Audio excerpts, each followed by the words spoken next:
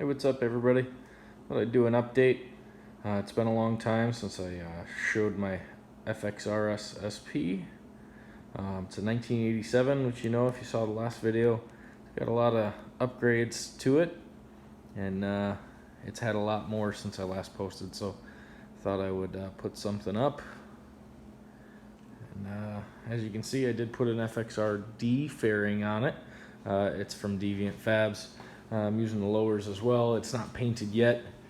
It will be when I decide to take it off and send it to paint. It's a good fairing. It allows me to do some things that other fairings wouldn't, which I'll get into. It's very lightweight. The last one I had was much heavier, so I'm happy with the weight of it. I didn't care for the windshield that came with it, so I did put a clear view on it, which I do like.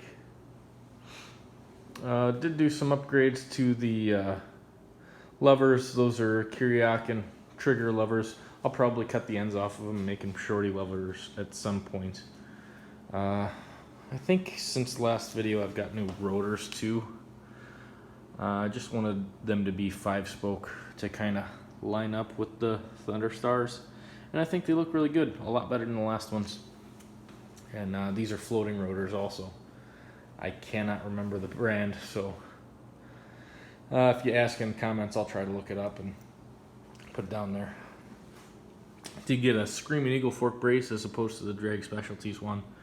And the reason for that is because I put the Drag Specialties one on my blue 92 FXR, then I sold the bike and forgot to take it off, so needed a new one. I went with an Arlen Ness Big Sucker. I think I had that on there previously, I just didn't have that cover on it. I still do have the old stock style one. I think that's about it on this side. Did the rear rotor as well. Still got Performance Machine brakes, Thunder header, Race Techs, front and rear, all that same stuff. The Ness strut covers.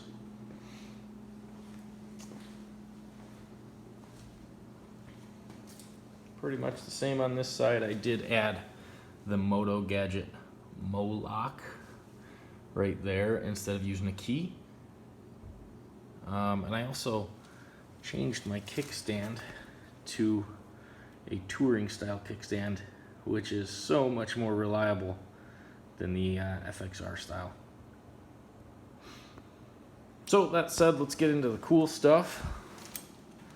Intellitronics fuel gauge, Moto Gadget M-Unit Mini. I'm sorry, Motoscope Mini is that gauge, and it's got the top clamp and indicators. I have a Sony XAV AX7000 double-din head unit with kicker speakers, 6.5 inch and 4 inch, and then I have 2013 or older bagger hand controls and the Geezer Glide garage door opener, Touring Master cylinder and all that stuff too. Mirrors are still the same. I think those are hard drive mirrors. I do have Sirius Xm Radio. You can see the antenna there.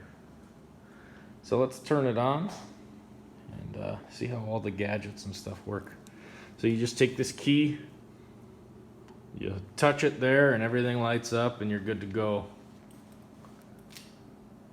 Sony fires up. There will be some music playing, I'm sure. A little U2 for you. I'm sure they'll probably try to turn the audio off on that, but I'm not really worried about making money on this stuff. Anyway, just wanted to show you some of the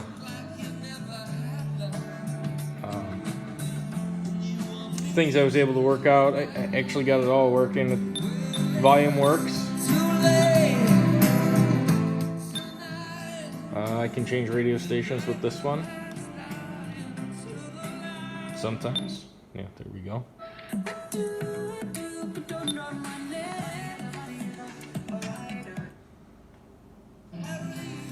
Blinkers, of course. Those are Moto Gadget M-Blaze discs. There's the Ness strut lights working, and then I have the Moon's MC tail light integrated. And then you can see it blinking on the clamp there too. Brights, do work. Oh, I forgot to go over that. It's the Harley-Davidson Adaptive Daymaker headlight. It's bright as hell. It's expensive as hell too, so it better be bright, right? And then here's the garage door opener. I'll probably mess with all my lighting, but I just hit that. The garage door opens. We'll stop it. Oh, you can see it in the mirror there. And then I did program the other side as well.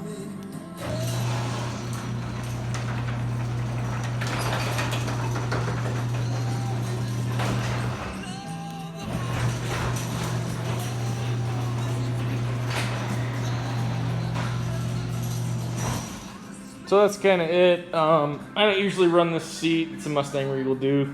And then like a stock sissy bar backrest. I don't run that very often. I usually run the Mustang Fastback and then the smaller backrest. But figured I'd swap them out and see what it was like. I don't like it as much as the Fastback. I actually think the Fastback's a more comfortable seat and it's a way better looking seat. So there it is. That's everything, I think. Unless I missed something. There's a side look at it.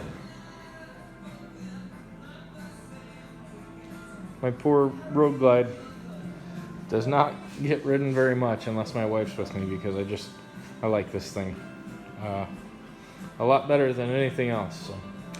So soon I'll be taking it apart and sending it off to paint, and then I'll post a video of what she looks like all painted up. Thanks for watching.